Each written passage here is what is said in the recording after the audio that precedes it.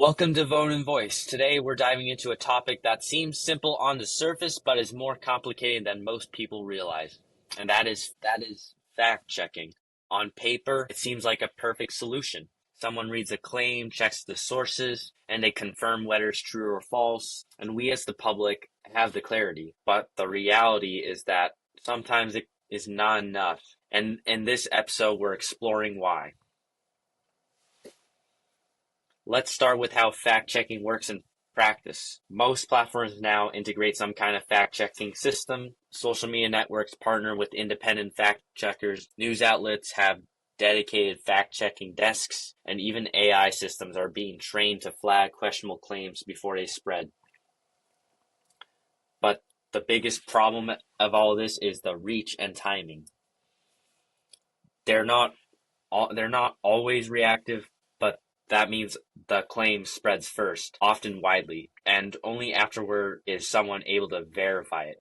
By the time a fact check is applied, the original claim has already been shared, reshared, and absorbed. Even if a platform flags the post, the initial impression has already been made. So the studies show that once someone sees a statement and reacts to it, the likes, shares, comments, it creates a psychological imprint. Correcting the record later doesn't erase that first impression. And people don't always remember the correction. In many cases, they double down on the original belief it aligns with their existing worldview. This brings up to the second issue, confirmation bias. Fact-checking is intended to clarify, but it often collides with what people already want to believe. If a claim supports someone's identity, political ideology, or social group, no amount of evidence may be enough to change their mind. In other words, fact-checking is just a matter of presenting truth. And it's about competing with emotions, identities, and social pressures.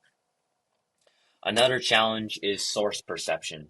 So not everyone trusts the same fact checkers, and what could be tagged as false by one outlet can be dismissed by certain audiences as politically motivating, which is just politically biased, or it could be a mainstream media spin. In some cases, the fact check itself becomes a target of misinformation campaigns, which is reframed as a part of a conspiracy. This phenomenon has only grown as social media platforms evolve because we've talked about algorithms rewarding engagement, not based off of accuracy. And this outrage spreads faster than their corrections. Now let's talk about the complexity of claims. So many political statements are not binary true or false. They're nuanced, conditional, or context dependent. For example, someone might claim that taxes have never been this high, which on the surface could seem straightforward, but when you dig into historical data, regional variations, or economic context, the claim is partially true or partially misleading, so it's like a half-truth in a sense. So these fact-checkers provide the context, percentages, but long threads or detailed explanations rarely match the speed or emotional punch of the original short-form content. The average social media user doesn't have the attention span, or sometimes the interest, to read through all the nonsense. Another part of the challenge is cognitive load and fatigue. So the public is inundated with information every day, and there's just many forms of communications like tweets, posts, videos, news alerts, memes, and more. Each piece of these content is just competing for the attention of the media, and this environment creates a single fact check that is often just a drop in the ocean because people are overwhelmed and may skip reading it entirely. Even when they do read it, the sheer volume of competing claims makes it difficult to remember what's verified and what's not. We also have network effects. Information spreads in clusters, communities, and echo chambers because a claim circulates primarily among a group that distrusts outside sources, fact checkers from mainstream outlets or platforms that may never reach them effectively. Even if they do, social pressure within the group can reinforce ignoring or rejecting corrections. So peer influence is pretty powerful, and in many online spaces, believing the fact check can feel like betraying the group. Another part is emotional content outperforming rational content. So fact checkers are typically calm, measured, and focus on accuracy, but online engagement often favors the outrage, fear, or humor. And people like to post with that fear. That means that the content people are most drawn to and most likely to share is often the least likely to be factually accurate. Even a perfect fact check struggles to match the virality of emotionally charged misinformation. And then there's platform incentives. So social media companies rely on engagement to generate revenue. And engagement spikes with emotionally provocative, controversial, or shocking content. These fact checks reduce virality because they dampen the emotional reaction. So while many platforms have made strides to promote accuracy, the fundamental incentive structure still favors attention over truth. Fact checking in this context is more of a strategy rather than a solution. It's applied after the fact, and its reach is often limited by the system it's trying to correct. So fact checking has a real value, but in 2020, it faces timing issues, confirmation bias, distrust in sources, complexity of claims, cognitive overload, social clustering, emotional virality, and platform incentives, as these factors weaken the effectiveness of corrections. So that's why simply labeling a statement as true or false is often not enough to change beliefs or reduce misinformation. Now, we're going to dive into journalism, mass media's news ecosystems, and the so-called fake news problem. So we'll look at how the information is distributed in a way, produced and consumed in 2026, and why even high-quality journalism faces unprecedented challenges. So back to the mass media, where we have traditional media outlets from newspapers to television networks, were once the primary gatekeepers of information, but today in 2026, they're just one part of a massive, fragmented ecosystem. As now we have social media, video platforms, independent blogs, newsletters, and AI-driven content generators all compete for this attention. So this means that even the most reliable news source is competing with thousands of other for clicks, views, and shares. Accuracy matters less than engagement. So that's not an attack on journalism itself, but it's a structural reality. So now about journalism itself. Professional journalists follow standards, verification, sourcing, and editorial review, but even the best reporters face their limits. First, speed is crucial. News cycles move faster than ever, and sometimes outlets prioritize breaking news over in-depth verification. Second, resource constraints matter. Smaller outlets can't fact-check every tweet or every viral claim. And third, there's the bias, whether perceived or real, can affect how audiences interpret a story. Readers often filter the news through existing beliefs, theirs, themselves. So even factual reporting can be dismissed if the conflicts are within the audience's worldview. So now let's bring up the fake news, which is evolving since its early use. So in 2026, it's not just blatantly false articles or clickbait headlines. Fake news can be subtle, misleading framing, cherry-picked data, or stories taken out of context. It thrives the attention economy, and it puts those journalists and news people in fear because of the media manipulation therein. And it thrives in the attention economy, spreading faster than corrections because it's designed to trigger emotional reactions with what sticks. The outrage, the fear, the humor, all of these increase virality, and even when the story is fact-checked later, the initial impression is often what sticks. So these fact-checkers often struggle because journalistic errors and misinformation blur together. When a mainstream outlet makes a minor mistake and can be amplified by opponents as evidence of a fake news narrative. The same happens with opinion-based media. Columns or pundit segments are often sometimes shared as factual reporting, and this creates further confusion. The result is an environment where audiences can't easily distinguish between verified reporting, opinion, and outright falsehoods. Social media accelerates these dynamics as these algorithms prioritize engagement. And like we said, even when platforms label posts as misleading or provide links to credible sources, users may ignore or mistrust the correction. We also have to talk about trust in journalism, as in many communities, the trust in mainstream media has been declined due to corporate-owned outlets and public broadcasters, and even independent news sites show that these audiences are skeptical based on these things. So this skepticism is sometimes warranted, as there are real issues with media concentration and profit-driven reporting. but it also fuels the resistance to fact-checking. As people often believe, alternative sources, blogs, or community-based reporting are more important than traditional journalism today, even if they are less reliable and less trustworthy. Because the truth is, we are in the golden age of misinformation, as there are just so many points of view, whether it's based on certain things. Another factor is information overload. As audiences are exposed to hundreds of news stories every day, plus viral posts, memes, videos, and commentary, these cognitive limits can mean people cannot deeply evaluate every claim, as it makes them rely based on source familiarity and emotional resonance or social proof. So fact checks often get lost in this flood of information.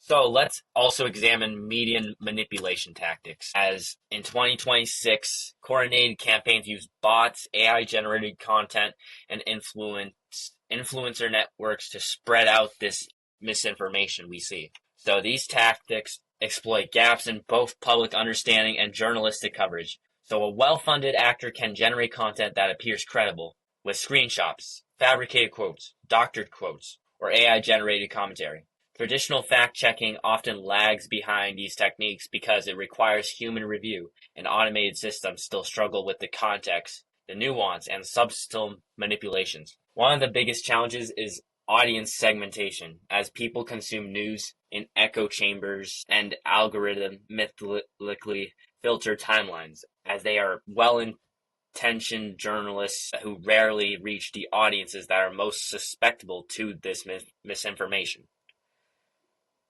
The misleading content can spread rapidly with those same networks, creating parallel realities where fact-checking is invincible or irrelevant. Let's consider the role of social media influencers and micro-celebrities in this digital age, who shape our perceptions and the way we think. And sometimes parasocial relationships can play a big role, especially if you know the person well but they don't know you online. As in 2026, many people get their political or social information from personalities rather than institutions. These individuals may not be trained journalists, and their content may combine their opinions, entertainment, and selective facts as to make certain people excited based on their title of what they put on their title. Fact-checking this type of content is difficult because it's integrated into personal branding and community dynamics.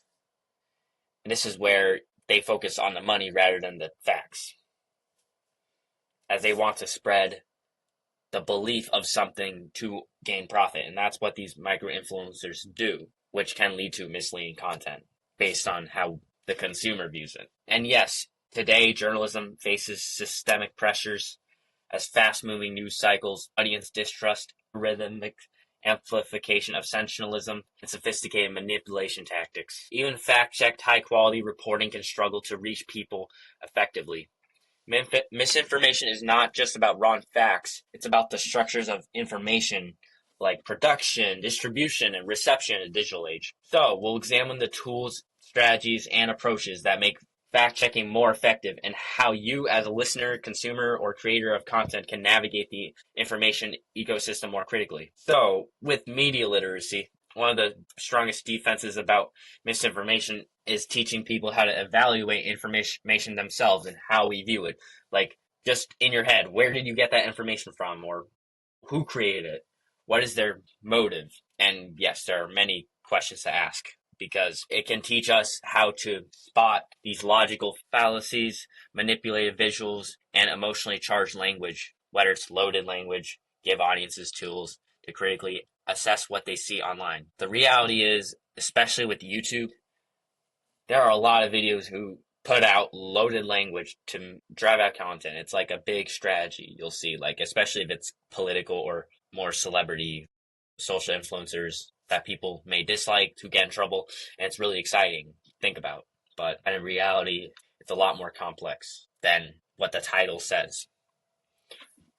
Next, platform accountability is a major factor as well. So social media companies and content platforms have been implementing tools to label this misinformation, as there's still a gap, which algorithms are designed to maximize the engagement.